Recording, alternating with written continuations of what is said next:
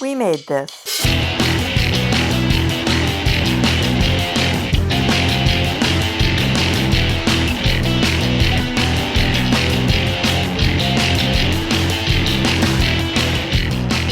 Hello and welcome to another edition of Pick a Disc. I am your host Matt Latham, and as always, this is the podcast where someone picks a disc to talk about for whatever reason they bloody well want to.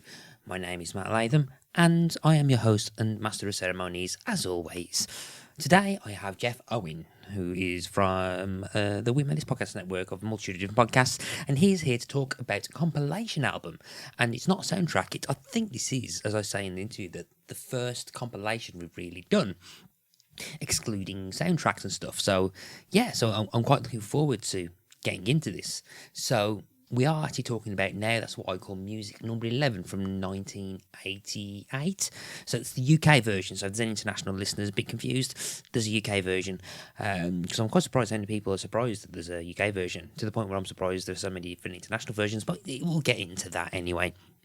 So, yeah, interesting conversation coming up. So before I hit play on the podcast and the interview that I did with Geoff, just remember, follow us on all the social medias. There's so many of them now.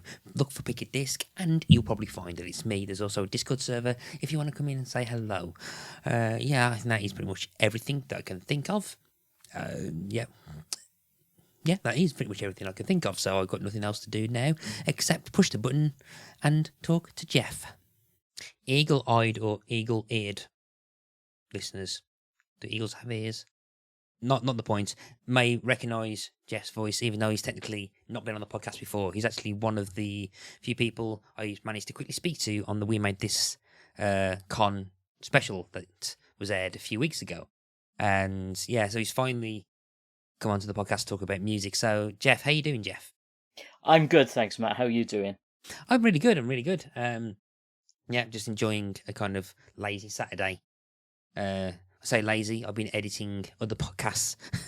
But yeah, I'm enjoying it. So I'm just enjoying a kind of like relaxing Saturday for once. So I finished work just about a couple of hours ago. My partner took me straight out to do shopping, and yeah, so I'm sitting down and relaxing before just having a Chinese takeaway tonight. So I'm probably I need to get stuff out. Yeah, I need to get something out the fridge actually. But yeah, this isn't Pick a Dish, even though Pick a Dish has been something that's been. I'm pretty sure that's been raised about a few times actually in the process of the whole thing. Pick a Dish. Yeah, it might just be a Morrison's pie that I've got in the fridge somewhere, and some roast potatoes. But yes, we hate to talk about discs, not dishes, even though the idea of talking about food is interesting, but we're here to talk about a disc or two discs, so to speak. We are doing something slightly different. I think this is a first for the podcast in that we're talking about a compilation album for the first compilation album. Now I'm going to do the usual ceremony and getting Geoff to introduce it in a second, but I just think this is going to be slightly interesting because I'm pretty sure that we've not done one before. We've done soundtracks and we've had user submitted playlists to do with themes. So, for example, like there's been a love song playlist for Valentine's Day, there's been a Christmas one, and the closest we've got has been soundtracks. So there's been about 3 or 4 soundtracks that we've covered throughout this, where it's like jukebox soundtracks, but we've not had anything along the lines of the type of thing that we're talking about today. And if I'm honest, I'm surprised it's taken this long, for nearly 4 3/4 years for it to happen. So yeah, without talking around it, Geoff, tell the lovely listeners the disc that you've picked for us to talk about today. In my case, it's a cassette, so I hope that's okay.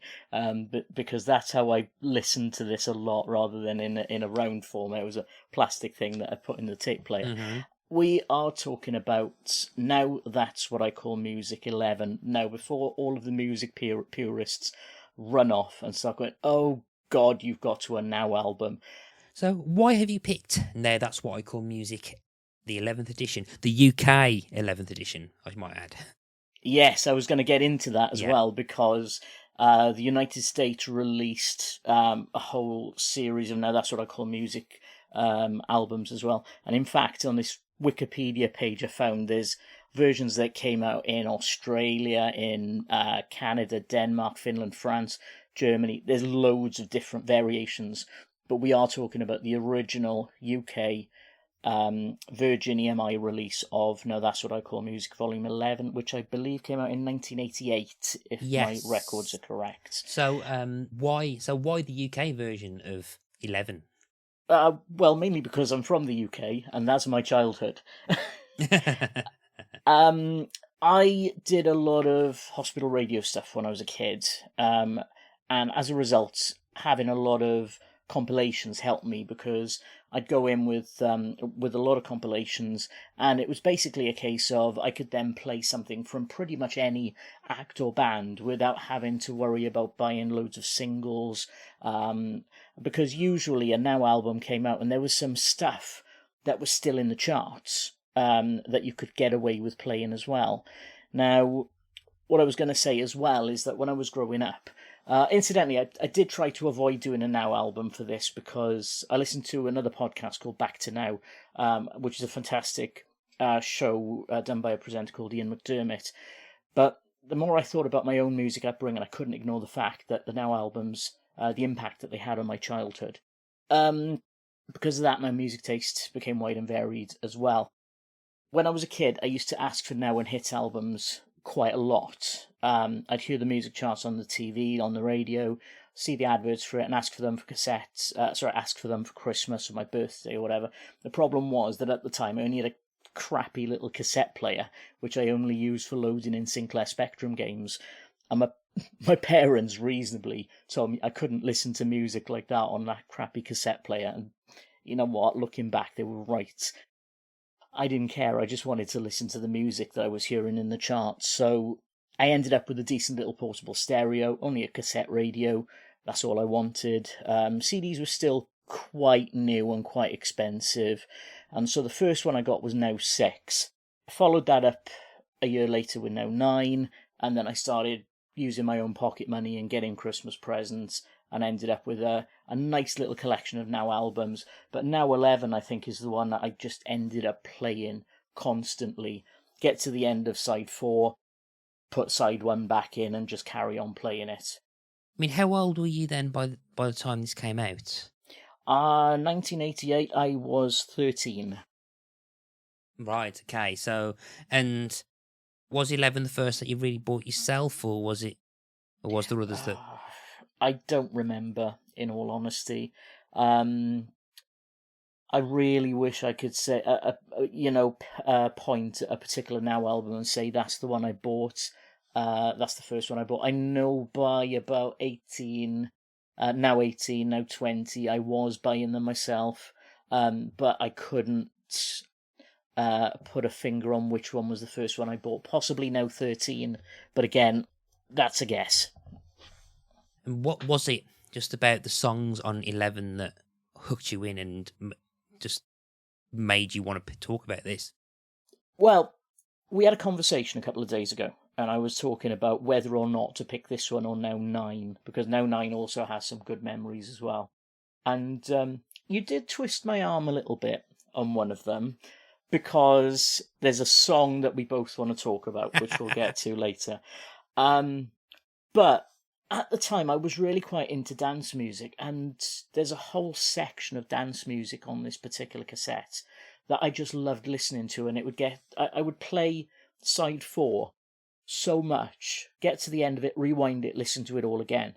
And I'm looking forward to talking about side 4 with you, because there's some really good stuff on there, really early dance music that you just don't hear much of this type of music anymore.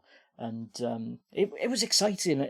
Mars Pump Up the Volume had only come out a couple of months previously, and it just opened my mind to what music could be. And I even though I wasn't a nightclub goer, or I was 13, as I said, I'd go out to parties, birthday parties or whatever, and this sort of music was the ones that really excited me. I got more into rock later in life, but I do still have good memories of the dance craze and the dance music that came out in the late 80s.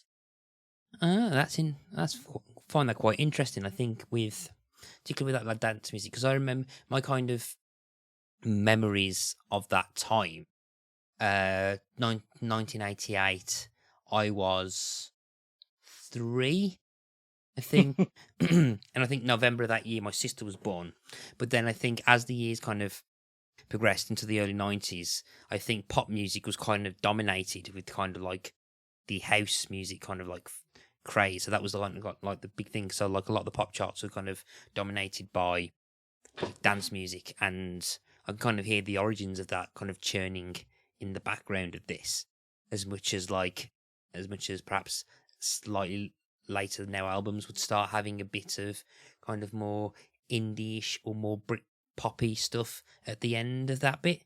So like pretty much heralding the next coming wave of whatever music's going to be popular. So that's kind of interesting. I never thought of that bit before. So I think before we start delving into like perhaps Now 11, my first one was Now 29 in 1994. They go, what?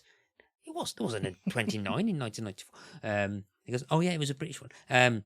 So basically, Now That's What I Call Music is a like long-running series of various compilation albums from various different people released in the UK and Ireland first, and it was kind of like an agreement between Sony, Universal, and I think Virgin Media and Virgin Records at the time.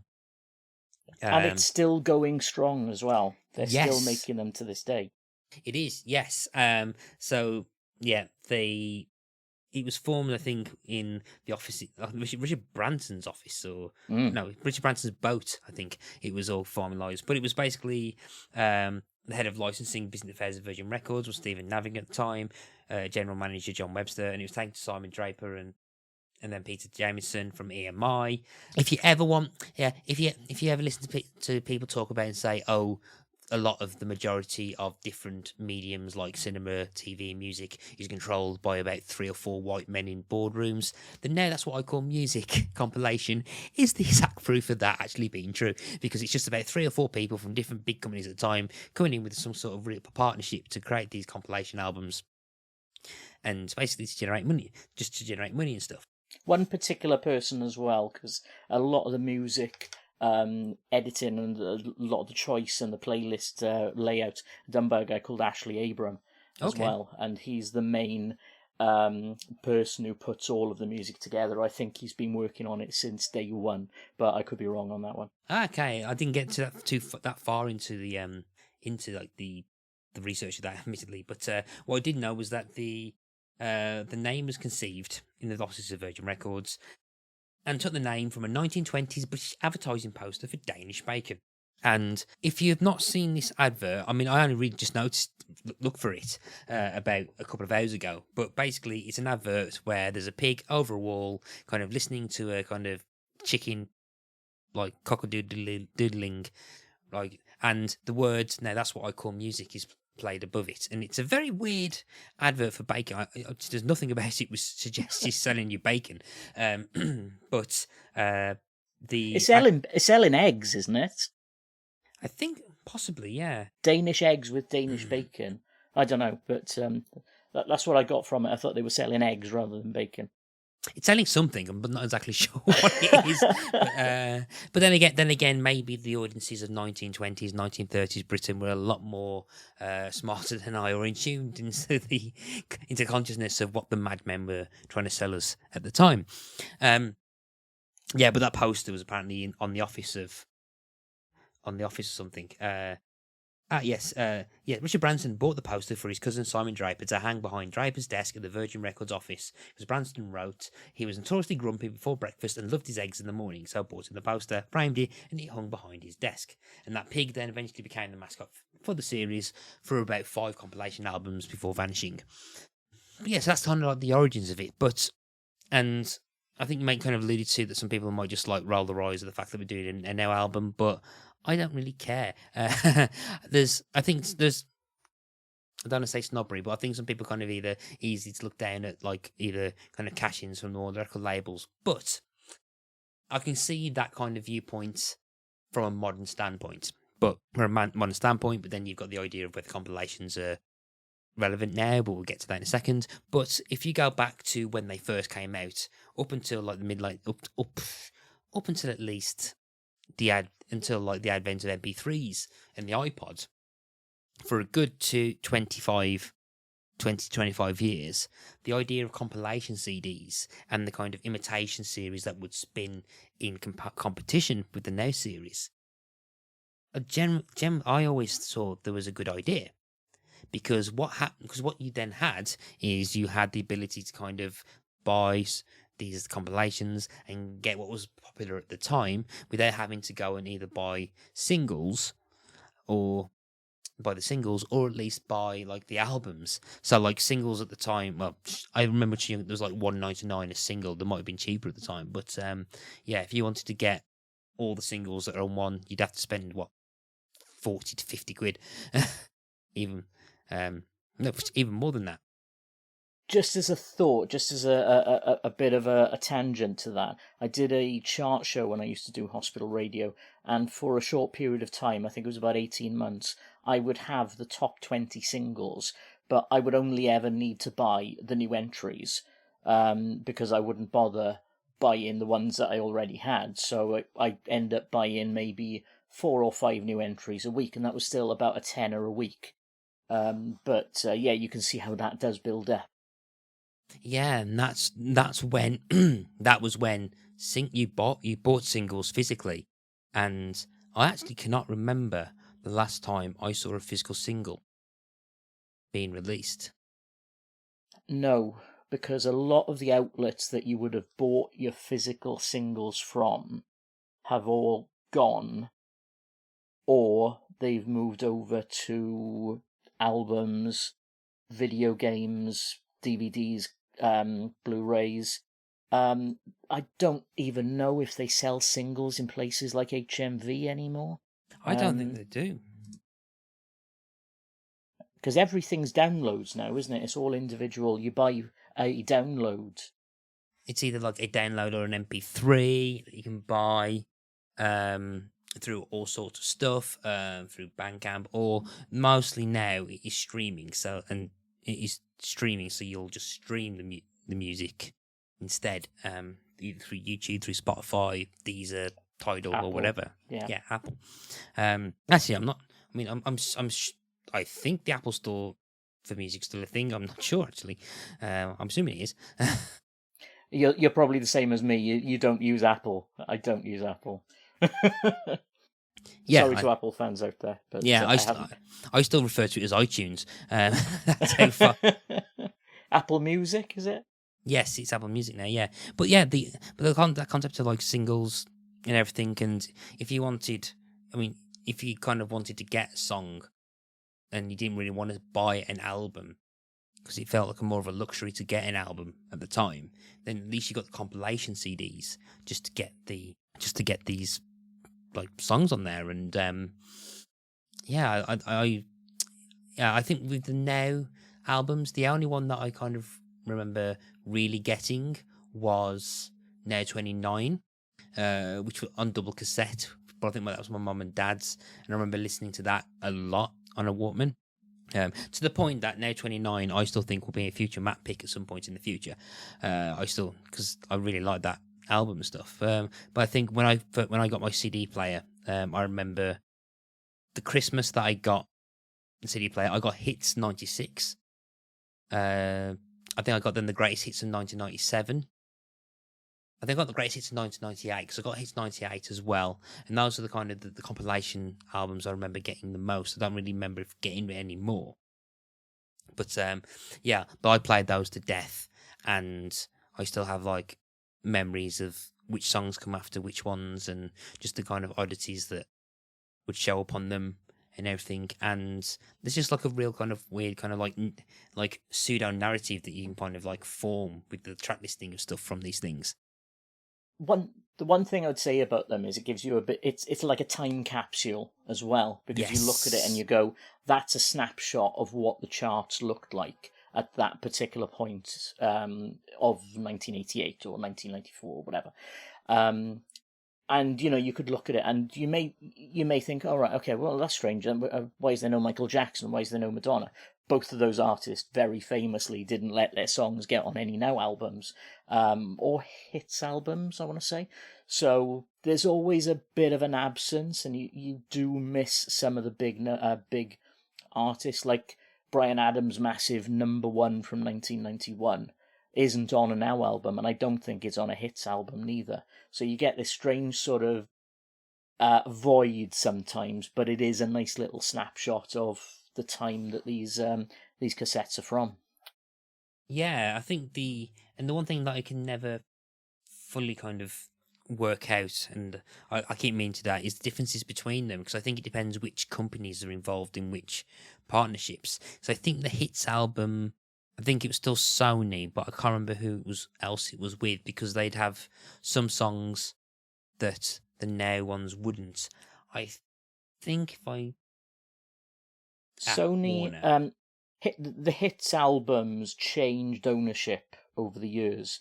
Virgin EMI have always done. Now that's what I call music, but I think Hits have gone through Sony, Telstar, Polygram. There's a number of labels that they've gone through, because the original run, which was Hits up until Monster Hits, I think that was one company. They did a few one-offs then in the mid-90s. Then they came back with the Hits 96, huge hits, fresh hits, new hits. That was all Telstar, I think. Hits 96 was the one that I had, and I remember playing that to death, to the point that I might stick that on as a future map pick as well, but that's the one I remember having a lot of. But interestingly as well, and we'll get to Now 11, but to put it into perspective about how usually these things are kind of front-loaded with the hits first before on both sides. On Hits 96, which was released in December of 95, they had Robson the Drums, I believe, as the opening track on track 1, followed by Enya as track 2. Anywhere is, and to be fair, I will defend that song to the death, because I actually really like that song. Enya or Robson and Jerome? Yeah, Enya. That's good. Yeah, but then interesting enough, disc 2 of that had stuff like disc 2 of his 96 had Wonderwall, Common People, All Right, It's Oh So Quiet, Queer, King of the Curb, Girl Like You. It was all Britpop. It was all Britpop. Yeah. And you had those things whereby you'd have maybe the first side would be the big chart hits or whatever, and they just go, we can't put those into any sort of order, so they'll just all go on side 1. Side 3 then is the indie side or the rock side. Side 2 is stuff that the record companies have basically said, yeah, we'll give you Pet Shop Boys if you have this song that nobody's ever heard of, this top 30 single that didn't really bother the charts for a couple of weeks. And then side 4 will be all the weird stuff as well. But they'll usually have the big first song on the album and the big last song on the album. And Queen had an agreement with Now That's What I Call Music for a lot of the releases, because you'll notice usually if there's a Queen song on a Now album, it's usually side 1, track 1, because they paid for that right. Ah, okay. Did not know that either. But yeah, I think as much as I kind of would like to find myself talking a bit more about either Hits 96 or 29, we are here to talk. It is I have to remember myself that it is a guest-led podcast. This is your choice to talk about, and we are talking about Now 11. So I think there's no kind of real intense artist for this, so it is more a collection. So it's going to be similar to the kind of playlist episodes, apart from we're not going to go through every single episode. We're not going to go through every single song on the playlist. So as always, I'm going to let the guest kind of choose which songs I'm going to talk about, and hopefully try and fit in as much as possible. So I've got no idea how long we're going to be talking for, depending on how long the conversation is going to go. So yeah, I'm quite looking forward to seeing what we're going to be talking about. So Geoff, why don't you start with which songs jump out to you when you think of Now 11? Now 11. Shall we start talking about that one song, or shall we come back to that later? You know what? We'll save that song. We'll save that song until last. We'll end on that. We'll end on that song. There's going to be people listening that are going to go, what are they going to be talking about? Are they going to be talking about Whitesnake? Are they going to be talking about Pet Shop Boys or Kylie Minogue? And it's like, no, we're not talking about that. We're going to be talking about something completely different. Oh, man, people who know me are going to go, oh, God, he's going to be talking about that one, isn't he? Of course he's going to. But yes, carry on. Yeah. Just before we do that, actually, I just wanted to mention a thing as well. It's funny that you brought up Now 29, because this is the second time in 24 hours I've had a conversation with someone about Now 29. Last night I was saying to a friend of mine that I was coming on this podcast, and they were saying, "Oh, we had a Now album before. Is it blue cover, gold lettering, crash test dummies are on it?" And it took me a while to figure out that it was Now 29. Meanwhile, my partner was just there googling it on her phone. She went, "Yeah, it's Now 29." Um, but yeah, we had a nice little chat about the other Now albums. But yeah, anyway, Now 11. This the actual cover for a start is really nice because it's a skyscraper, glass skyscraper, with the Now That's What I Call Music logo across it. I kind of miss a lot of these very clever designs that they did for the first 19 editions of Now albums, because from Now 20 they hit that one particular branding, and they've stayed with that since. That's almost 100 Now That's What I Call Music compilations later, and we've still really got that same design, just with different colours in the background. What do you think about the fact that that hasn't really changed since, what is it, since the mid-90s? So yeah, I was just quickly scaring through. So it's, I think Now 20 was November 1991. So we've had 32 years of the kind of like icon. To me, it's iconic because it's found a kind of brand and stuck to it. And I think I only really never knew about the older logo and the older stuff until about 5 or 6 years ago when I listened to them, and then looked at some of the older kind of thing, like older artwork, and thought, oh, okay, the first lot are very different. What's this pig? Why is there like these like traffic light colours and stuff? Purely on the fact because originally one of the original ideas I had for a podcast, which Pick a Disc in its format now overtook, was I was going to pick up one song at random that was on a Now compilation and have a whole episode dedicated to that song. Yeah. Anyway, but I saw that and I was like, I don't know. I like it's very. And I thought that the logo and the designs were kind of much dated and very much stuck to the stuck to the guns and stuff. But kind of felt of their time, to that time capsule element that you said.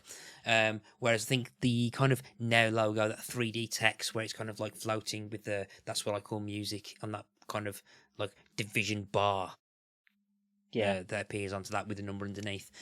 That, I mean, that's kind of, I don't know. There's something You spot slightly it on a, timeless. yeah, Yeah, you can easily spot it on the shelf of yeah. WH Smith, well, WH Smith, Asda, or wherever you buy CD albums. Indeed, if you still buy CD albums these days, but they're easy to spot on the shelf, and they have that identity. And obviously, they've gone much wider now with themed Now albums. So you've got Now 90s and Now Dance Hits, and now they've got the yearbooks as well, so it's Now 1981, and they've gone back earlier than Now ever did as well, because I think they did Now 70s as well. But yeah, it's very much they've got this brand, they've had it for 30 odd years, and you can easily spot them on the shelf. But back before Now 20, we had this very different look. Now 11, as I said, is on a skyscraper. You've got the number 11 on there, and 1988 has given us quite a few hits on this one, so I just want to dive in. The first one I'm going to pick on, I'm actually going to pick track one, side one, because it's a great way. Track one, so yeah, side one, track one, even, because it's a great way to start this album. It starts off with a bang. Pet Shop Boys, always on my mind. Now, I'd never seen the video for this until the other day, and I don't know if you've seen the video for this at all, Matt, but it's got a bit of an all-star lineup to it. Joss Ackland's in it, Gareth Hunt's in it, Barbara Windsor's in it. And Joss Ackland is playing this really weird cab passenger in the back of this taxi that the Pet Shop Boys are driving. And he's making all these faces while Neil Tennant is singing in the front seat. It's very, very bizarre video, but it's so Pet Shop Boys. No, I hadn't. No, I haven't actually. 'Cause I didn't look at the videos. I didn't watch the videos, admittedly. But no, yeah, that's one of the things I didn't do. But while she was talking, I did kind of sneakily have a look on the official charts site, and it has got the video on it. And I can kind of see a screenshot where it kind of looks like they're in a taxi and stuff. And but no, I never realised that it was one of those. It was like an all-star video, but I think they had been around for a while. Music videos in general since Bohemian Rhapsody. Yeah, But I mean Pet Shop Boys.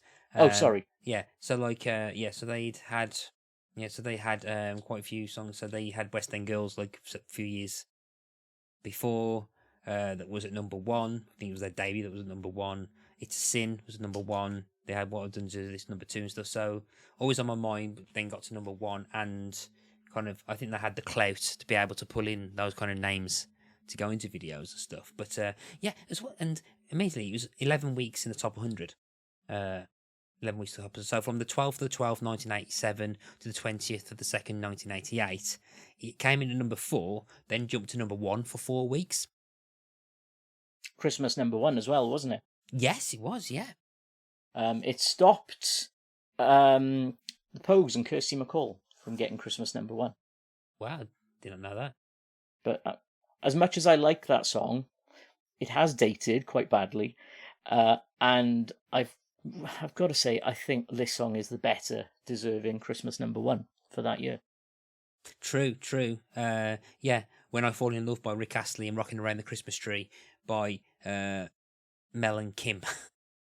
But not that Mel and Kim. Not that Mel and Kim. But yeah, so that's it. That's interesting. I might be. Yeah, I might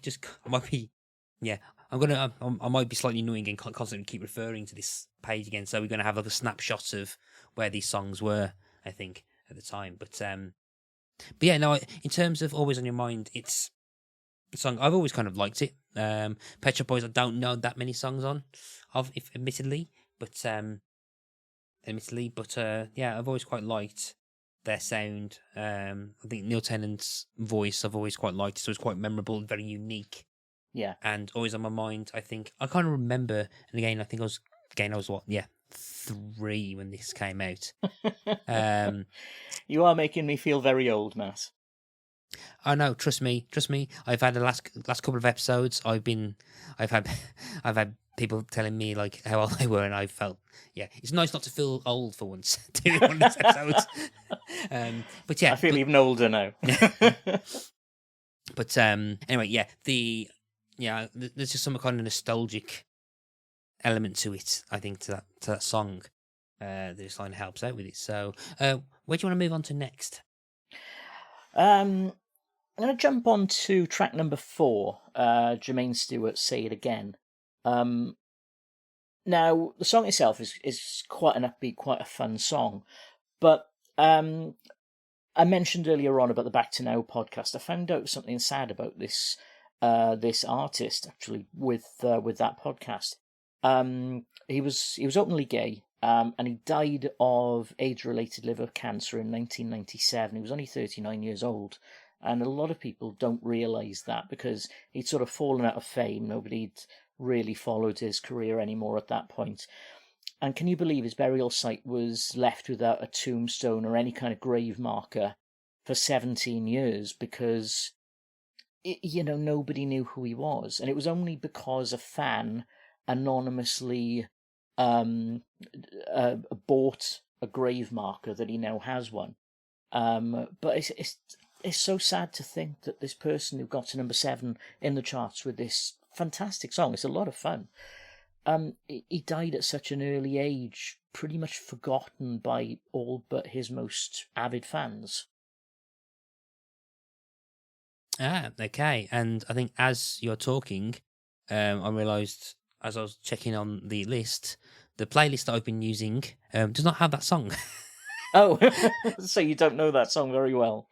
No, and I think actually this playlist only has 26 songs, so there's probably a couple of others that are missing from this, but I don't know which ones yet. But so currently playing this in the background, and it's very kind of like that particularly 80s kind of smooth, like Mm, precursor to R&B, kind of yeah, like yeah. Oh, it, that's it's yeah, it's very 80s. It's not offensive. I like it, yeah. but I really like his hat. yeah, I really like his hat. Like is I don't know whether he's just walked in off the stage playing John Proctor in the Crucible. I'm not sure, but anyway, yeah. So it's a bit shame to hear because I know my only kind of knowledge of Jermaine Stewart is you don't have to take your clothes off. that's his big hit. I think Yeah, that's the one everyone remembers him for. But yeah, this I don't know if you don't have to take your clothes, or we don't have to take our clothes off. Ended up on a Now album or a Hits album. I'll have to look that one up. But yeah, that's his big song. Everyone remembers that one. so what do you want to move on to next? Um, I am going to be picking out a lot of these songs, to be honest, because a lot of them are very good songs. I mean, there are a few that I'm just going to go, nope, not talking about that one. And, the best I can say to a song like, for instance, Suede Head by Morrissey is that it's a song on the album. I've said a couple of times about my opinions on Morrissey, and if anyone has not listened to the episode I did on the Smiths, which actually is not online anymore because the podcast house decided to remove it for reasons they haven't still told me about yet. But Ooh. yes, so Maybe yeah, they don't like the Smiths neither. yes, possibly yes, but I'm still investigating that. But yeah, I'm not going to spend too much on my thoughts on Morrissey and how much I love the Smiths and just annoyed at Morrissey himself. But I remember when I think I kind of dipped into Morrissey's solo stuff. I think Suede Head was like the first song on his greatest hits album that I had at the time and really loved it. Yeah, but then again, I like the song. I'm not 100% sure about Morrissey anymore. Anyway, but yeah, we'll move on. A friend of mine is a massive Smiths fan, and all you've got to do is play a Smiths song at a disco party or anything that we go to, and he's jumping around like Morrissey, clutching gladioli. But yeah, he's not someone I want to talk about neither. So, just jumping back a couple of tracks, Eddie Grant's "Gimme Hope, Joanna," track 5. This you hear this song out of context. It's really upbeat, really joyous. It's such what sounds like a happy reggae song. And then you listen to the lyrics and you realise, one, it's an anti-apartheid song, because apartheid was raging at this time in the late 80s. This song was banned by the South African National Party on release, but as you can imagine, a song like this was still widely played throughout South Africa. It's violent. It's the stuff that Eddie Grant talks about in the song. It's really hard hitting, really harsh subject matter, and it's all covered by the fact that it sounds like a happy song, and it's timeless as well. I think Eddie Grant played a version of it 10 years ago at a concert, and he said, "Look, a lot of the issues that I talked about with apartheid don't exist anymore, but people still seem to like the song, so I'm going to sing it again." So yeah, that's another one I just wanted to pick out because it's again, it's the time capsule thing. This is 1988. Apartheid was raging, and here we go. We've got an anti-apartheid song from a British reggae singer, and it's a banger as well. Yeah, I mean, again, my knowledge of Eddie Grant is limited to just Electric Avenue. So I didn't really know much about this, but I was listening to it and I was like, oh, yeah, this is quite nice. And there was, I think, talk about that. I'm pretty sure I had a copy of Now That's What I Call Reggae in 1993 on cassette, which I remember listening to. And for like a period where me at 7 years old was really into reggae music. Well, really into the one compilation album of reggae music. And like never listened to much beyond that. But no, I'm not a reggae fan, to be honest, but I do like this song. yeah, but I remember listening to this. I was like, yeah, I really quite like this. Is quite nice and stuff. And then I picked up on the word apartheid. I was like, okay, that's not a word you'll find in a happy reggae song. And then as you started talking about perhaps the lyrics and stuff and the storytelling nature of the song and what he's singing about, and it's like, oh, that's what he's singing about. And yeah, and and a shame that it's still kind of relevant today. But but like some of the imagery that it's talking about, and like about having to buying guns, and like sons getting killed, like just basically. I've just got one of the lyrics here, which is from the second verse, and it sort of says it from. It gives you an idea of the era. I hear she makes all the golden money to buy new weapons, any shape of guns, while every mother in black Soweto fears the killing of another son. How is this lyric in this song? Because the tune and the words are so diverse from each other, but it works. It got the word out there because people were listening to it because of the tune. And yeah, I can't knock it. I can't fault it. No, yeah, I completely agree. It's a really good song. Really liked it, and it's kind of almost thought provoking and stuff. And I think as well, and I think it's a kind of evidence of why you can't write off the compilations, because you've got songs that will last the test of time. So you've got Always on My Mind. You've got songs you haven't talked about yet, like Heaven's Planet on Earth, Get in My Car, blah blah blah. There's like I Should Be So Lucky at one point. Songs that will kind of like honestly past test of time. But what these do as well is still remind you that there are kind of songs that will probably get lost in the popular zeitgeist. So when you go back, you'll go back and see these things in popular culture that were perhaps big for a second, but then have never lasted, or never kind of taken on. So you kind of go back and witness these things, particularly if you're listening back to stuff you haven't really listened to before, like I was with this, and you're just picking up the below surface level, or below the stuff that didn't perhaps reach as high in the charts as some other songs, and you kind of get an idea of something that was happening at the time, and kind of like this protest song or the anti-apartheid song stuff. So, but yeah, so where do you want to move on to next?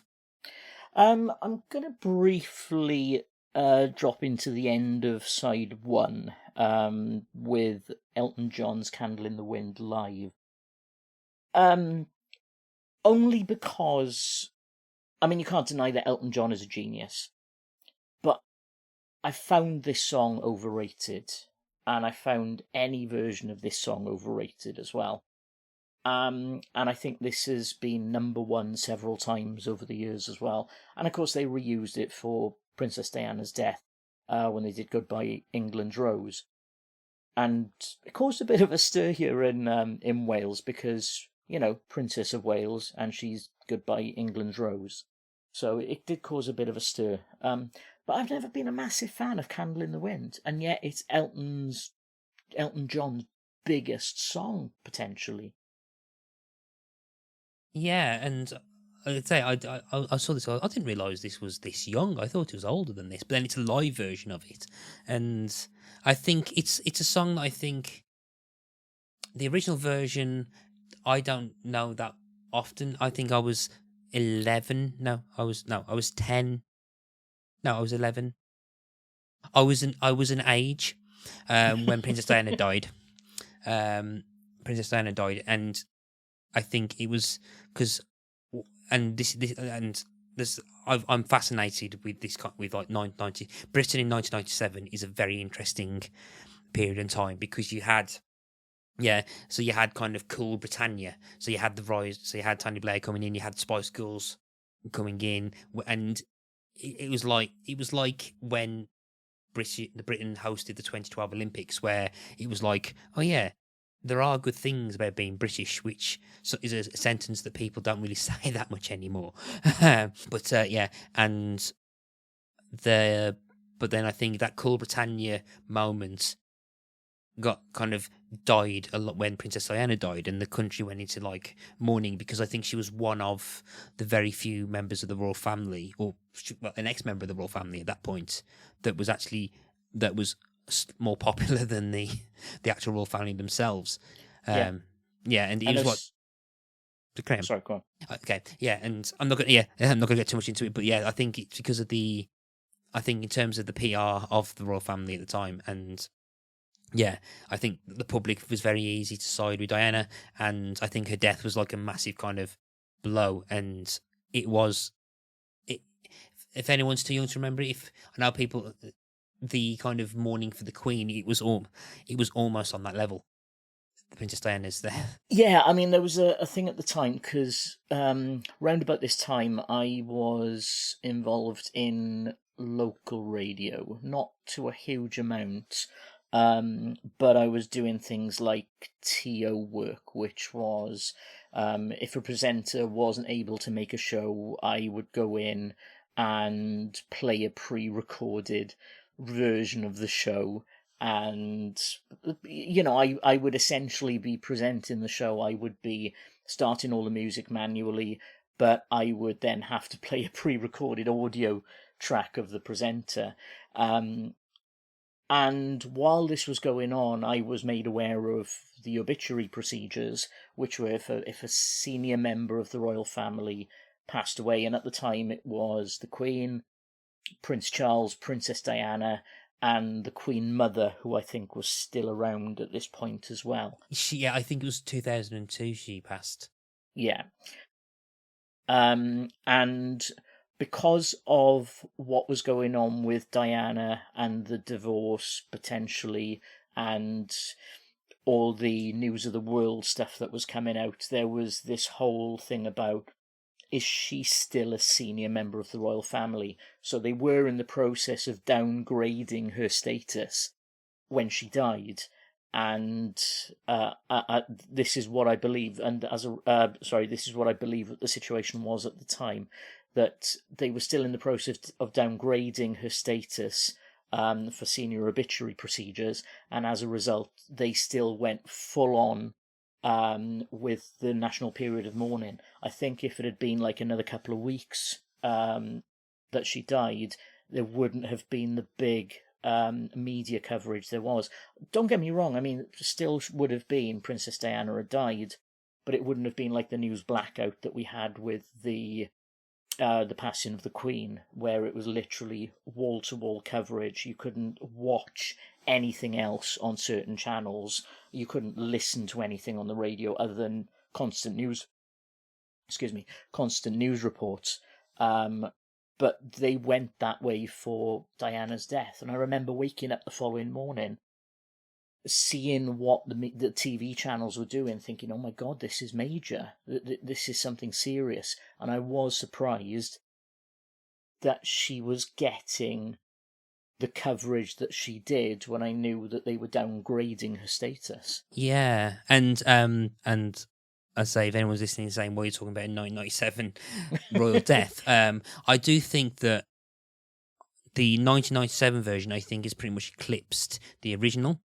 Yeah, I think, well, particularly for myself anyway. But whenever I hear that song now, it's been ruined by the TV version of a BBC impressionist show called Dead Ringers. In 2003, they released the first series, and one of the jokes was there's a whole thing about Diana's butler, Paul Burrell, trying to sell stuff that she had and trying to make money off being, I was her closest friend and stuff. And this news story was like, the royal family is going to release a statement about Paul Burrell, but like always, they're going to release it like they do every other statement in the form of a song by Elton John.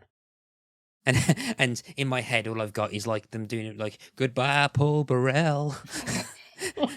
You left only as a true friend can.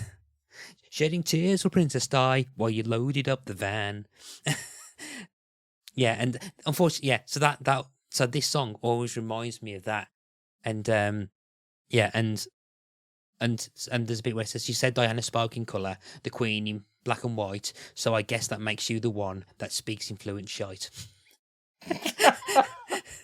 And if you're wondering who the hell Paul Burrell is, he's not really important. Don't waste your time. not anymore. No, he was all. important for a short period of time in the 90s, and that was about it. And don't forget, of course, the original song was about Marilyn Monroe, Yes. which we haven't said yet. Yes. Right. I'm going to skip straight to the very next track, which would be literally the very next track if you were listening to it on CD. Otherwise, turn your tape over, flip the vinyl, and we've got Wet, Wet, Wet, Angel Eyes, Home and Away. Firstly, why does Marty Pellow burp after the first line?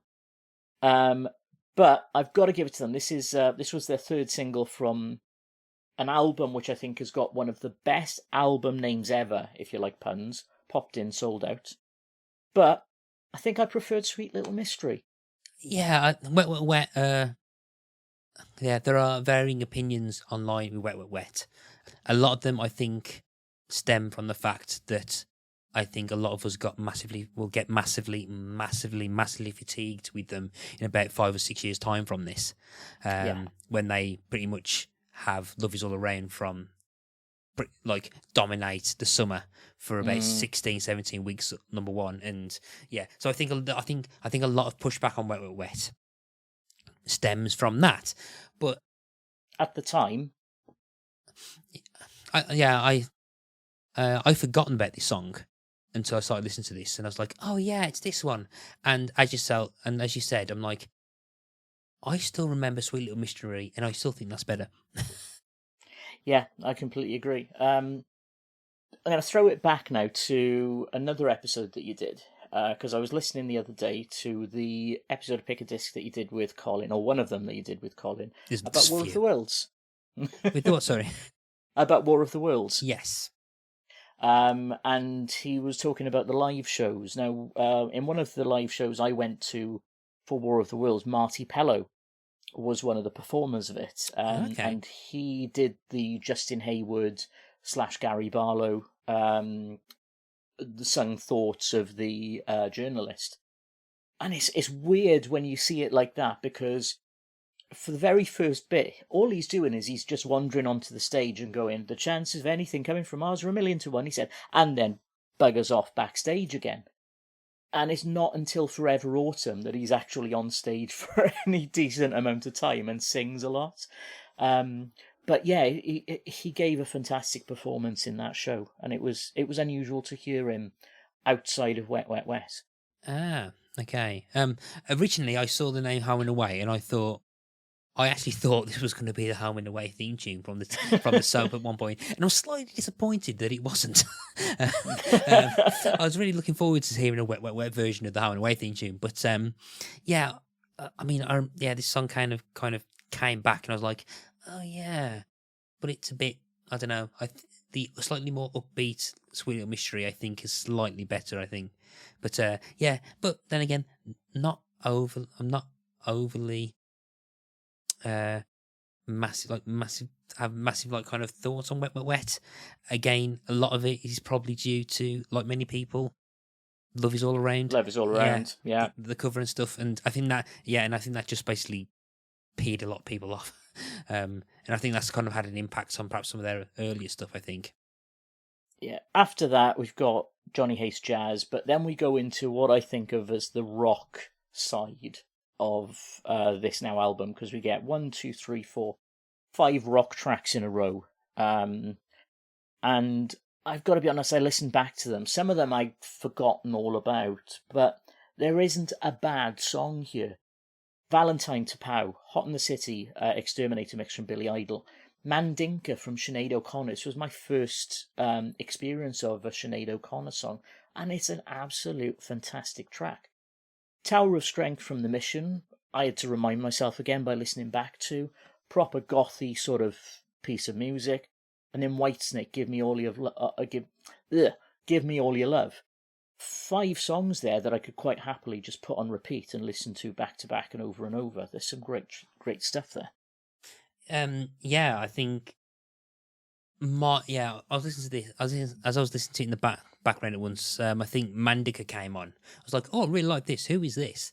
And it's Sinead O'Connor. Now, all of my and it's quite relevant as well, because quite recently she passed away, and there's been particularly as well, there's been and I'm not going to get too much into it. There's been like a whole thing about trying to revive, like a lot of people kind of attacking the press treatment of her, kind of like ostracizing her for like protest that she made on Saturday Night Live. But the only song that I know from Sinead O'Connor is Nothing Compares to You. Yeah, so I never really listened to much, and I was listening to this, I was like, and then is this more indicative of what her music output is? If it is, man, I really need to check it out, because it sounds so much like some of the stuff I listen to now. So I'm like, yeah, and I definitely check. But I really liked Mandika. I mean, sadly, it only got to number 17 in the charts, but it is such a good song, and this song, I think, more than Nothing Compares to You, shows you just how much of a range she had, because she goes quite deep in it, and then her voice goes flying up into the rafters, and it's like, oh my God, all of this is coming out of this woman's mouth. It's incredible. Just to give you some idea as well of the range, I think it's safe to say that, regardless of what your opinion of Alanis Morissette is, she's a good singer, yeah? Yeah. She did a version of this with the Foo Fighters at the Fuji Rock Festival in July this year as a tribute to Sinead O'Connor. She is a fantastic singer. She cannot hit the notes of Sinead O'Connor. She cannot get the highs. She cannot get the lows. And that to me proved even more just how good a singer that she was. Sinead O'Connor was. If you haven't heard it, go and listen to it, because it's a good cover. Because the Foo Fighters do a fantastic job with the music, at least. But Alanis Morissette's singing is not quite there, and it's surprising because she's got a damn good voice as well. Just she's not Sinead O'Connor. Yeah, I think I'm listening to it in the background and stuff, and I think I've just gone to the bits where I think it's I feel no shame, I don't know shame, feel no pain. That's when her voice gets really, really high. But yeah, I mean, yeah, I'm just listening to it now and stuff, and it's, I mean, the Wikipedia saying it's kind of like indie rock, post punk, new wave kind of mix and stuff, and I'm like, this is like the precursor of stuff I'm listening to now. Why have I not listened? I need to delve into, if not the, just to see if there's more stuff that sounds like this from it, because I'm generally really liking this, and this was perhaps one of the big surprises from the compilation. And yeah, so I'm like, again, I think just only knowing Nothing Compares, yeah, I just completely blanked out on this, and I was just like, ridiculous that I just never got around to listen to this a bit more. So, and keeping on keeping on this kind of like rock stuff as well, I was quite surprised. I shouldn't be surprised, because this always happens in these compilations, when Whitesnake appears, where you suddenly have this kind of like weird, like feeling out of place kind of anthemic rock song that comes in, because there's always usually kind of like something that you wouldn't expect to appear when a compilation appears on here. And I'm just wondering how long this, if Give Me All Your Love was in the chart, if it charted. Number 18. I made notes of all of their chart positions to make sure. So number 18, Give Me All Your Love, got to. Probably explains why it came in, so it's top 20 then.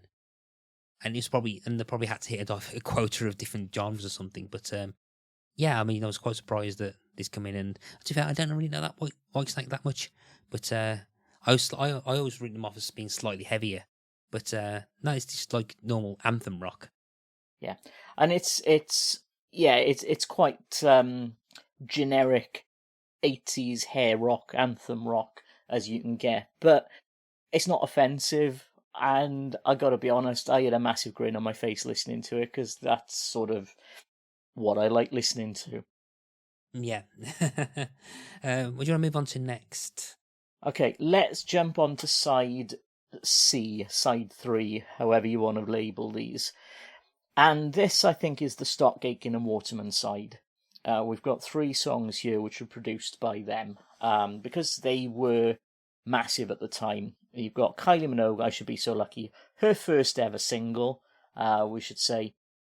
Mel and Kim, That's the Way It Is, and a little bit further on, we've got Bananarama, I Can't Help It. All 3 are Stock Aitken and Waterman tunes. And pop hits of the late 80s. What can we say? I mean, I think I remember. I can actually remember. I can remember quite easily as much. I Should Be So Lucky. I can remember watching Top of the Pops even at such a young age. Sorry to bring that up again. Because I struggle to try and remember stuff at a certain when I was like that age at the moment, or if hazy. But I do have memories of I Should Be So Lucky being on Top of the Pops and showing up all the time. And I think if anyone's listening who perhaps I think everyone over a certain age will either remember "I Should Be So Lucky" or at least know Kylie Minogue, particularly Kylie Minogue, no matter what country you're in. But I think "I Should Be So Lucky," I think, is a song that I think people that can easily forget is one of those songs that almost helps usher in a slight change in pop. Yeah. So at the moment, a podcast called Chart Attack as recent. Remember that name because remember that name because the host might be appearing on Pick a Disc very, very soon. Plug for future episodes. They just recently did an episode on Sound of the Underground by Girls Aloud, and that's seen as being kind of like ushering in a change in pop music, British pop music, and I think that comparatively, "I Should Be So Lucky" can arguably be something along those lines as well, because it was a massive song. It was a massive, massive worldwide hit internationally, which I think not even Sound of the Underground could claim to be an international hit. But yeah, this just turned Kylie Minogue from it's what's her name from Neighbours to being one of the biggest pop. Well, she's not British; she's Australian, but I think she's been associated with the British pop music industry since 1987. That she pretty much kick-started the British pop industry, and that song is responsible for it. And she is still going. She is still making music to this day as well. She's still reaching number one. I think, is it Padam Padam? I think it's called. One of her recent singles got to number one. But then there's a whole thing about, and I think some radio stations weren't playing it because, quote unquote, she's too old, which is ridiculous. Well, she's getting to number one. Go for it. Yeah. Going back to the Back to Now podcast as well, they made the comment as well that she's, because of the career she's had since, this isn't like a millstone around her neck. Neither. This is, this launched her career. She's a superstar. She got to Madonna levels of fame pretty much, but she's had so many hits since then, and she's relaunched herself. She's reinvented herself so many times over the years as well. Can't Get You Out of My Head, Spinning Around, loads of stuff like that. She just every so often brings something new out and completely changes her own direction of music, and the fans still love it because she doesn't usually make a bad song. Do you want to put it into perspective? So this came out, "I Should Be So Lucky," I think, in the singles chart. It was released in the start of it was in December, but it started charting in January. So we got to number one on the 16th of January 1988. She then had she had a further 1, 2, 3, 4, 5, 6, 7, 8, 9, 10, 11, 12 songs. So this takes her up to September of 1991. None of those songs did not go underneath the top number 10 in the charts. It took until September 1991 with "Word Is Out" that she got to number 16. And I can't even, and to the point, I don't even remember that song. But then I can't think of that one. No, but then you look at the other songs on here. So "Got to Be Certain," which is the second one, "Locomotion," "Je ne sais quoi que quoi," "Especially for You," "Hand on Your Heart," "Wouldn't Change a Thing," "Never Too Late," "Tears on My Pillow," "Better the Devil You Know," "Step Back in Time," "What Do I Have to Do," "Shocked." I know all those songs, and I know, yeah, and then and also you got the duet she did with Jason Donovan. I don't know if you mentioned that. Yes, yeah, that number one. Yeah, so yeah. Then I think she went to. That's when she got into the early 90s, so she had to give me a bit more time. This is when she started. Then she got to 94.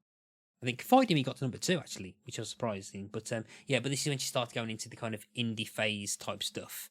To be fair, I think which I think has got some of the best stuff that I would like. So I love "Confide in Me," "Breathe" I love, and "Where the Wild Roses Grow." I remember speaking about on the episode of Pick a Disc that was recorded in 2015 on that Nick Cave album. But yeah, then she came back in 2000 with "Spinning Around," and then pretty much again, with the exception I think "Please Stay." I'm just looking through this, and nothing underneath nothing under top 10 until Santa Baby, which got to number 31 in 2007. But then, yeah, just constantly really well Hit after stuff. hit after hit. Yeah, Yeah. couple. I think, but then again, we're getting into the early tens. That's when she's starting getting stuff that's peaking in the 90s, in the 30s. But then this is 2012, 2014. So this is perhaps when purchases of album tracks started to come in, and started getting registered and stuff. And it was only until Ed Sheeran got like 9 songs in the top 10 that they changed that again. But yeah, so she's getting all these kind of songs repeating up and up. But yeah, it's just that kind of powerhouse all started from that one song. And I think she still sings. I think she still sings it live. She doesn't seem to hate it. So I think she's. No, and from her point of view, you could imagine that it's like, oh God, I'm still remembered for I should be so lucky. But you should be, because it's still a fantastic song. It still sounds good today. And yeah, of course your fans want to hear you sing it, because that's why they're your fans. Yeah. And Exactly. she knows that. She appreciates it. So yeah, and before we move on, again, like 3-4-year-old me, who was obsessed with Sesame Street at the time, and I'm pretty sure I made this up myself. I don't know whether it's an actual thing, but for years when that song came on, for some reason I used to associate it with Sesame Street. So I should be so lucky with my rubber ducky. Da, da, da, da. So yeah. So I bet Bert and Ernie did a version of it. They might have done it. If that actually exists, then yeah, that probably explains why it kind of keeps manifesting in my head every time I try and think of it. But yeah, so She may even have appeared on Sesame Street, because there's, over the years, that show has had so many special guests. I know Katy Perry did a song on there which was banned for a while because it was a bit too raunchy for Sesame Street. Yeah. So Kylie may very well have appeared on Sesame Street. I don't know. Probably not at that time though, because I don't think she was big in America at that time. But yeah, so as much as we can carry on talking about Kylie Minogue, where shall we move on to next? I just want to briefly mention the Mel and Kim song, because I didn't realise this at the time, but obviously we lost Mel Appleby shortly after the song was released, and I think this is one of her last songs that charted. And I didn't realise as well that she discharged herself from hospital while she was undergoing cancer treatment, so she could sing this song with her sister and get it recorded, which just goes to me how brave that woman was and what she was going through. And you cannot tell. It's such a fun song, and the tragedy behind the scenes as well is weird to think about when you hear how nice this song is. You know what? I had a quick look. I didn't realise how young she was when she passed away. I know. Yeah. I thought she was slightly older. I mean, yeah, so she was 23 years old. Yeah. And I thought she passed away a bit. I thought she passed away after, but no, it was 1990. Wow. I didn't. And Kim Appleby started doing solo singles, I think, that year, or at least the year after. So, our family went through some awful stuff in the late 80s. Yeah, I don't know much about Kim's solo stuff, unfortunately, but yeah, no, yeah, I know what you mean. Like, there's always kind of like a tragedy to it, so I often wonder like what would happened if in a different time, because I think they probably still would have gotten a lot better, and perhaps bigger, and perhaps a lot more known for what they perhaps are, I think. But yeah, because I think this was this before? No, this was after Respectable, wasn't it? And Showing House. Yeah, but yeah, so it's the same. And again, yeah, I think the song itself is great. I think it's kind of a reminder, I think, just like how good a pop song is at the time. And again, the tragedy of the duo just kind of like overshadows it a bit, I think. But yeah, it's really good, kind of like particularly very 80s pop song, which is just really, really good. Yeah. Number 10 single, that was as well. Gonna skip forward a bit past Joyce Sims, past Jelly Bean, which is a fun little track itself, by the way. Past Bananarama, past the Erasure cover from Dollar Olamore, which is a great little tune as well. I want to talk about Jula Taxi, Vanessa Paradis.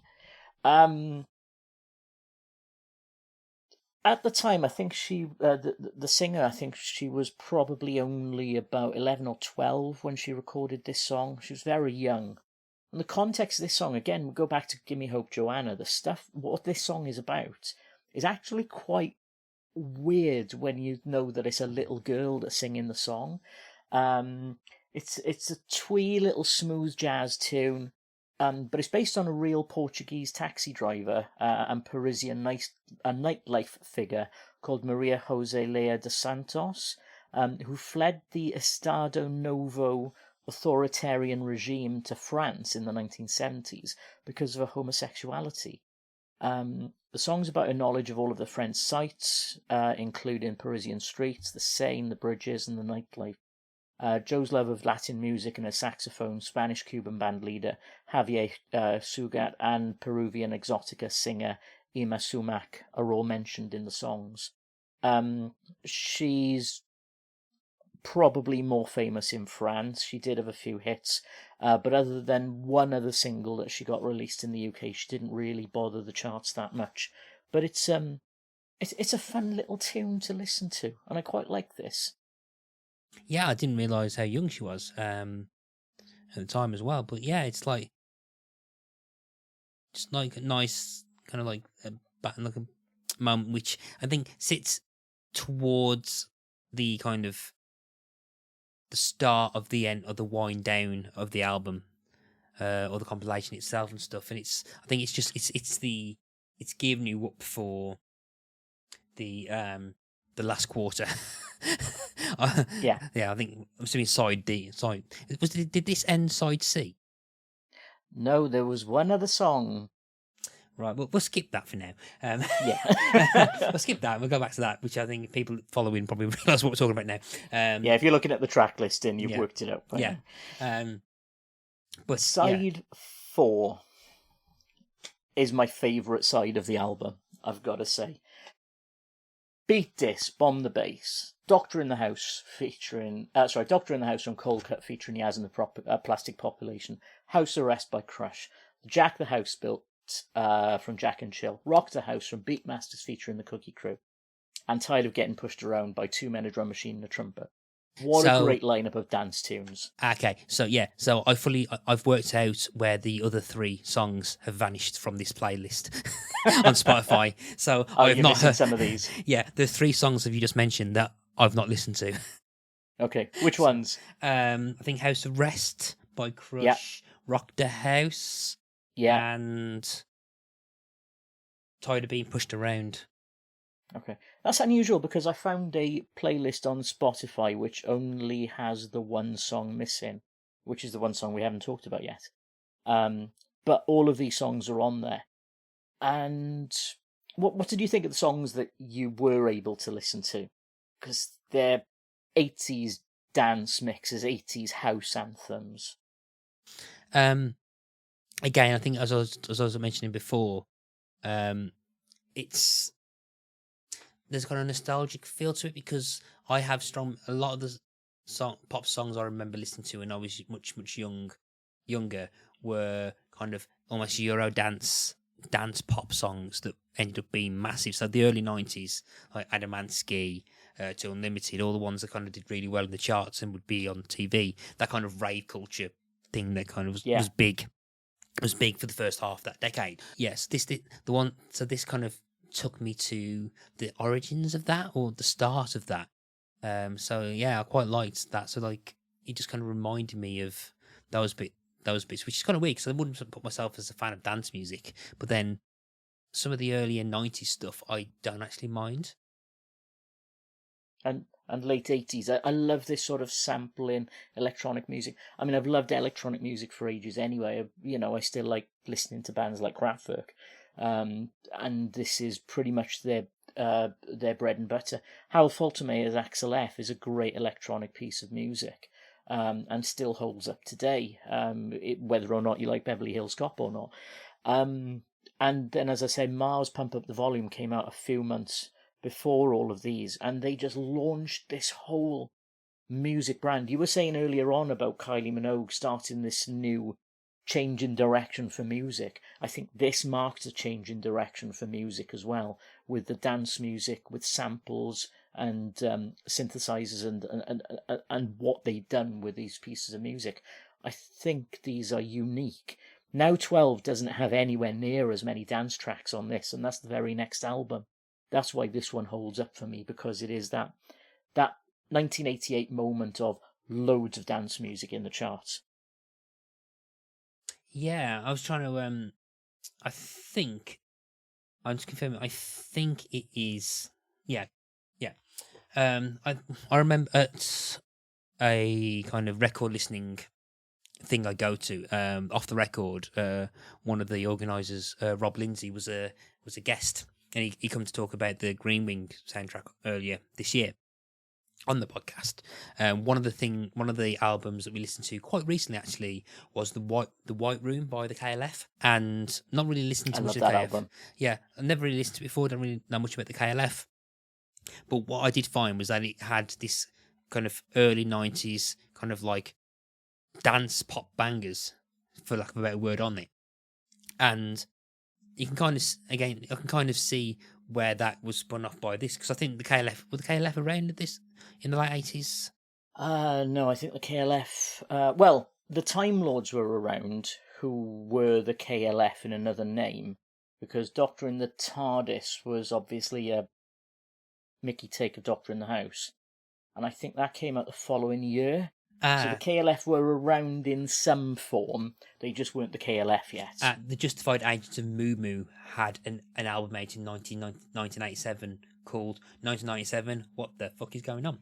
So, so that was that sounds about right for the KLF. Yeah, but yeah, that kind of like kind of dancey stuff, the kind of dance sound was, yeah, pretty much I can kind of see how that was kind of getting developed and stuff, and it's just like, as I've found in the podcast, listening to stuff that influenced stuff I was kind of into, particularly like rock and grunge and everything, I can kind of see where like 4 to 5 year old me was listening to, could hear stuff that was popular at the time. So there's you can kind of see how people started capitalizing on this kind of stuff getting popular. So there's a couple of bits of couple of facts that I found when I was looking through these as well, and I'm just going to pick out a couple of highlights here. Jack the House Built from Jack and Chill was made entirely on an Atari ST. So if you were this may lead actually into a project I'm working on next. But retro gaming and retro computers, it's nice to know that something made on that system charted and got to number 6 in the charts. And also, do you know who Two Men, a Drum Machine and a Trumpet are? No idea. Andrew Cox and David Steele, do they mean anything to you at all? No. They were the other 2 members of the Fine Young Cannibals. Ah. Fine Young Cannibals were taking a break at this point, and they produced this. And I think they had a couple of other singles as well. But this was, I think, probably their biggest one.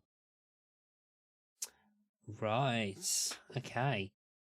No, I did not know that. So, yeah, so... They were previously in The Beat as well, from the early 80s. So, yeah. Yeah, so I think, as I'm conscious of time, I think we're gearing up to kind of the end of the track listing stuff. But, oh yeah, we've got one song left to talk about that I think we saved till last. Yeah. I was just going to say as well, that side finishes with Rise to the Occasion from Climby Fisher. Little more to say about that than it's very out of place at the end of this very dancey album. And by this point, I'd already hit rewind to listen to side 4 again. Yeah, so again, conscious of the time, so we're going to move away from the usual track listing bit that we talk about. But we have got one song left, and it's the one song that's not available on Spotify that I think kind of swayed us to talk about Now 11. And I'll let Geoff say what it is in a second. But I'll say the first time I actually heard this song was about 5 or 6 years ago. I never actually heard it before until I actually was going through the whole of the Now songs, MP3s, when I was kind of thinking about whether to do this, to go through each of the or random songs from now. And I thought, no, I won't do that. And I was just deleting any of the songs I didn't like. So I was going through, listening to, oh, this sounds all right, I'll listen to it later. And then this song came on, and I'm like, how have I managed to not listen to this before? Because particularly young me would have ate this up. But then again, perhaps would not have been savvy enough to know exactly what the song was trying to do. But yeah. It comes to the time that anyone who's actually been screaming, what are they talking about? Please let us know. Geoff, go on, reveal the... Morris Minor and the Majors, stutter rap, no sleep till bedtime. Now, I've got to say, they slated this on Back to Now. They're not a fan of novelty songs. I love novelty songs, I make no apologies. And it's...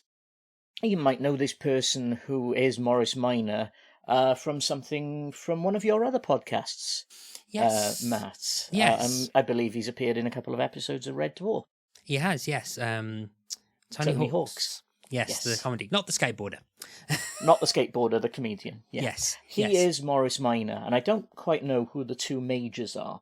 But as I've been looking into this, I didn't realise that it was produced by... first of all, he called himself Grandmaster Jelly Tot, which sums it up perfectly. Yeah. But it's Jacko Jackzik, I think his name is, who was the lead singer and second guitarist of King Crimson in the mid to late 2010s. But he was also involved in comedy sketches as well. He was the Italian guitarist Eduardo to Raw Sex, who was Simon Brint and Roland Riveron, and has appeared on shows like Birds of a Feather and French and Saunders, where he impersonated Lindsey Buckingham of Fleetwood Mac. But it's obviously a parody of the Beastie Boys. They joke about it as well, they mention them as well. The video is hilarious because they're performing this on a high street somewhere in Britain with loads of people watching on, and you can see the confusion on their face when what the hell is happening. And I make no apologies. I love this song. It is so funny. Yeah, I love it as well. There are people online questioning whether it's about taking the, if it's mocking people with stutter or stammer, and I don't think it is. I don't think it is. And yeah, and I was listening to it, and there's someone who used to have a really, really bad stutter when he's much younger, and I think it still occasionally kind of creeps out quite a bit. Yeah, I will tell people that the amount of times I've had to edit myself, actually, the amount of times that I've had to kind of edit out myself repeating the same things over and over again, or saying the same sentence twice. Yeah, I can kind of like. There's a kind of kinship that I've got from this song actually about stutter and stuff. Yeah, like I'm pretty sure episodes will probably be 3 hours. If me at 11 was trying to host a podcast, it would take me 3 hours to edit it because I'll just be taking out all of my stutter and stammer. But no, I think it's fun. Stylistically, it's very similar to the style parodies that Weird Al would do, where you'll have like certain songs and kind of songs from that. Yeah. But yeah, there's just something about it. The lyrics are kind of quite funny. It's quite self-deprecating at the same time. It's an affectionate. It's more of an affectionate kind of piss take of the Beastie Boys rather than a generic like a mean-spirited vitriol. There's almost like a Lonely Island style respect for the source material that they're taking the mick out of. Now, do you know at the time that this was out, there was a TV program as well called Morris Minor's Marvelous Motors? No. Tony Hawk's was the star of that. It was crap. To put not to put too fine a point on it, but I can't remember if the song spawned the TV show or the TV show spawned the song. But I remember it being around about the same time, and I love the fact that there's references to other songs in there, because the joke that they make about Shaka Khan in the song as well is great as well, because there was this one man. He was going to throw a bottle. He was going to chuck a can. Was this around the time I Feel For You came out? I think so. Yeah. Yeah, because that's the Shaka Khan, Shaka Khan, Shaka Yeah. Khan, Shaka Khan. That kind of like quite infamous intro. Yeah, that makes sense actually. Yeah, but I don't think it's not really mean spirited. I think it's just more of a at all. It's more of a kind of like a kind of light-hearted kind of style parody. Yeah. Just for like a novelty. It is like a novelty song and stuff. And yeah, I've got my soft spot for it. And I may then again though, as I said earlier, particularly with the Eddie Grant stuff, is that I think stuff like this can get lost. I think get lost in time if it wasn't for stuff like compilations and stuff. Whereas there are certain kind of almost notoriously derided songs, novelty songs that have lasted the test of time, but are constantly mocked quite incorrectly, I think.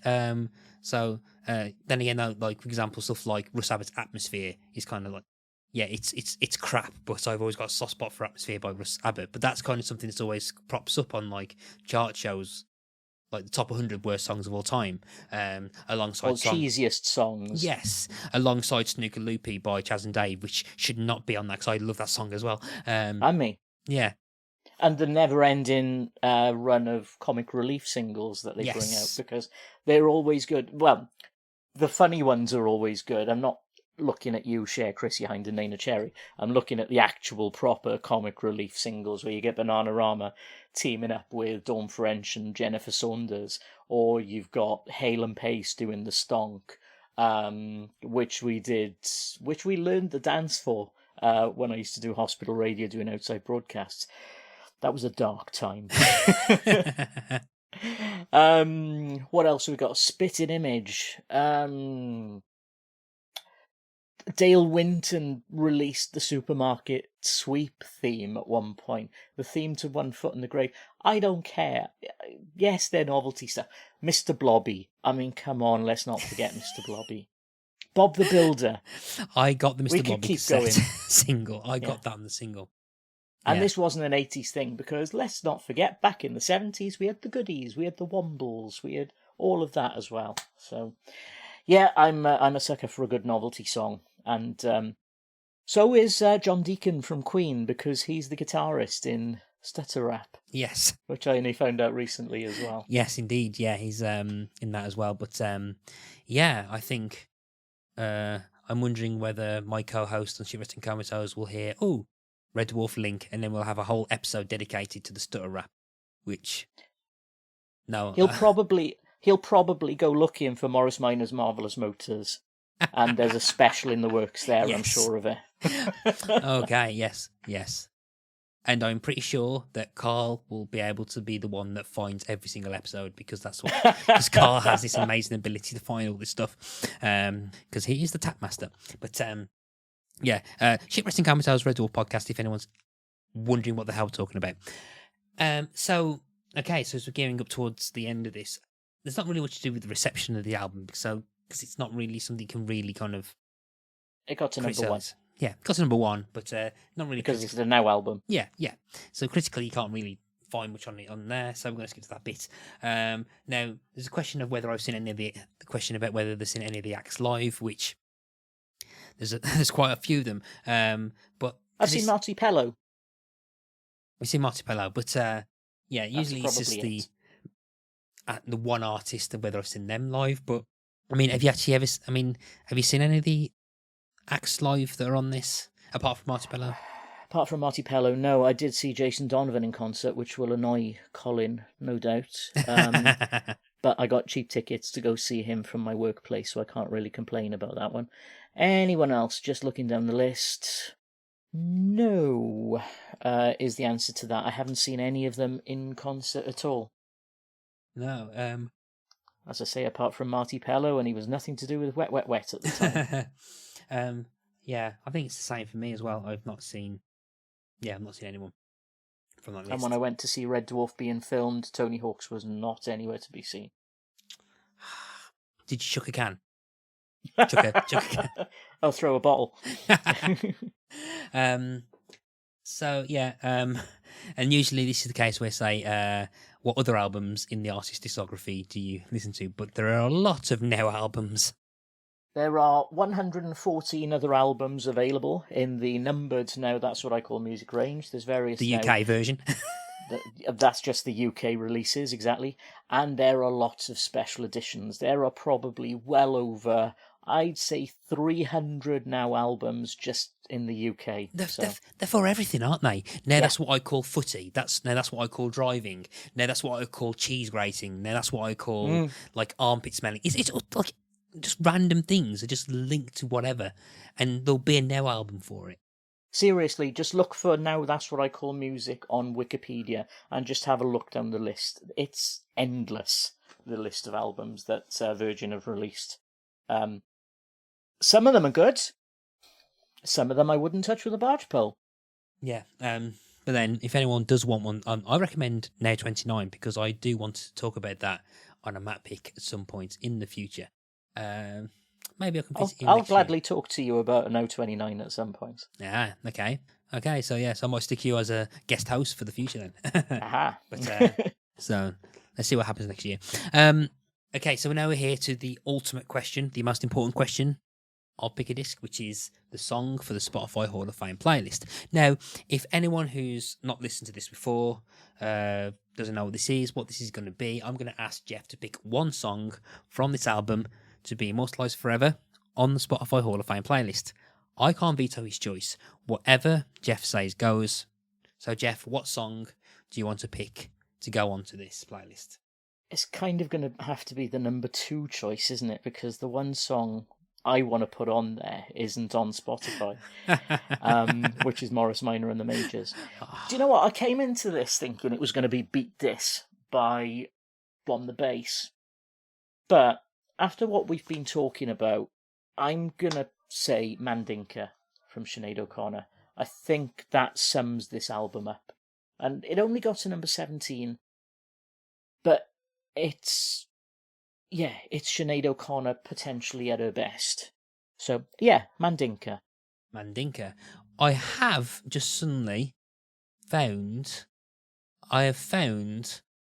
a recording of Stutter Rap on Spotify by Tony It's a Hawk's. karaoke.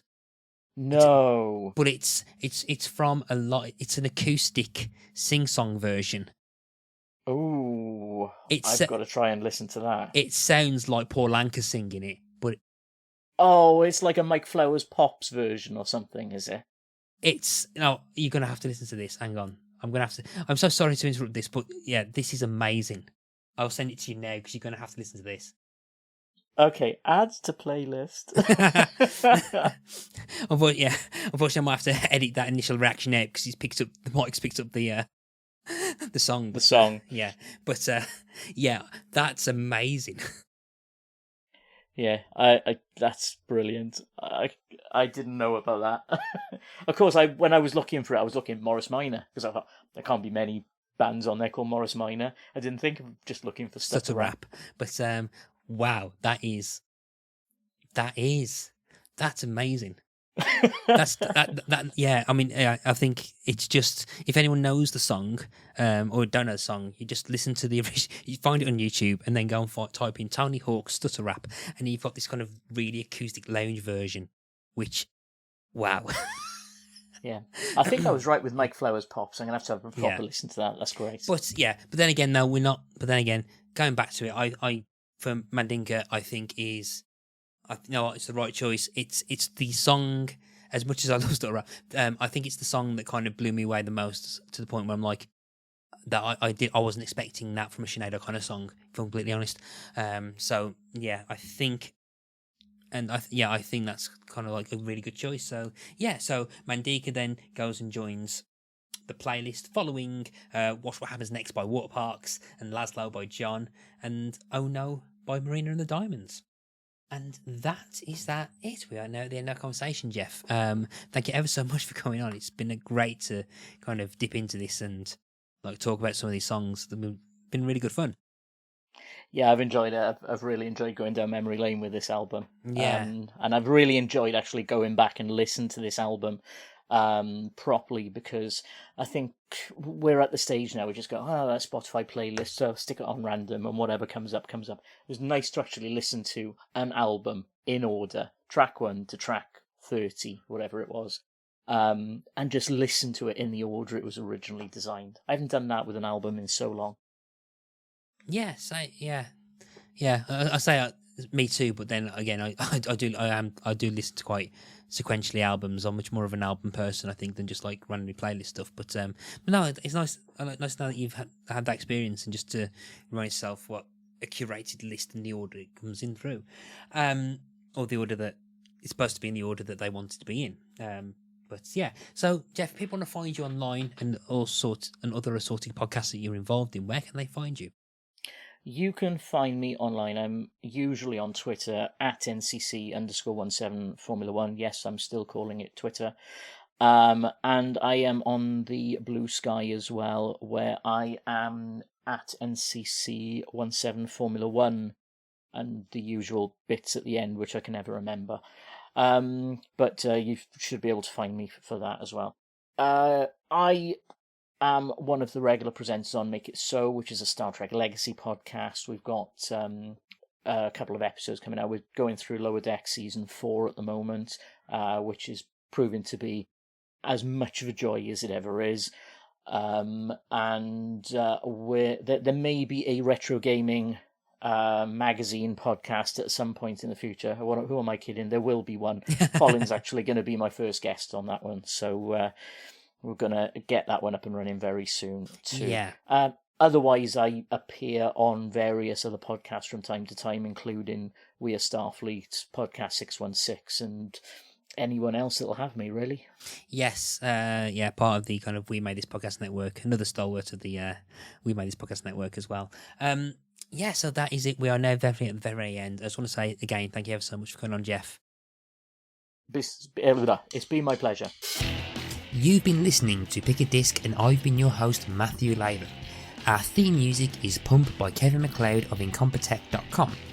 Pick a Disc is hosted by the We Made This Podcast Network, and you can find them on www.spreaker.com/user/WeMadeThis. You can find the Pick a Disc show site on www.spreaker.com/show/pickadisc. You can find us on all the usual social media type places like Facebook, Instagram, Twitter under Pick a Disc. You can also email us on pickadisc@gmail.com. Until next time, happy listening to all those discs that you are picking. Goodbye. Welcome to Make It So, a Star Trek Legacy podcast. Engage your warp cores and get ready to embark on a thrilling journey through the depths of the 24th and 25th centuries. Have some fun on the Cerritos. Join the Enterprise D crew. Take a trip with Star Trek Voyager. Take some lessons on the Protostar, or even relax on Deep Space Nine. With Make It So, we pay homage to the rich legacy of Star Trek, celebrating its enduring impact on popular culture and its profound influence on science fiction as a whole. We honour the vision of Gene Roddenberry and the countless writers, actors and creators who have brought this incredible universe to life. So join us as we navigate the cosmic expanse of the final frontier, engage in lively discussions, dissecting episodes, analysing characters, and sharing our love for everything Star Trek. Whether you are a lifelong fan or just beginning your voyage, this podcast is for you. It's time to embark on a journey where the stars are our guides, where the impossible becomes possible, and where the spirit of exploration knows no bounds. Welcome aboard Make It So, the Star Trek Legacy podcast that will transport you to new frontiers and ignite your passion for the future. Make it so.